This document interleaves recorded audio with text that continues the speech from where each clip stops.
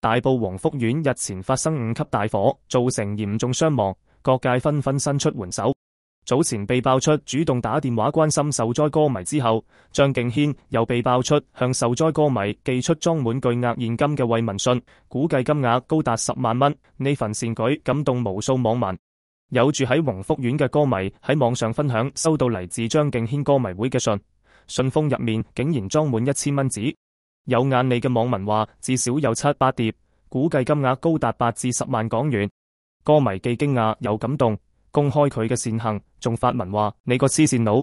據了解，張敬軒透過歌迷會系統性咁搵受災粉絲提供援助。早前已經有災民透露，當佢哋忙於處理火災善後事宜，感到心力交瘁嘅時候，突然收到歌迷會職員打電話嚟，話因為佢登記嘅地址，知道佢係受災居民，所以想略盡綿力幫佢。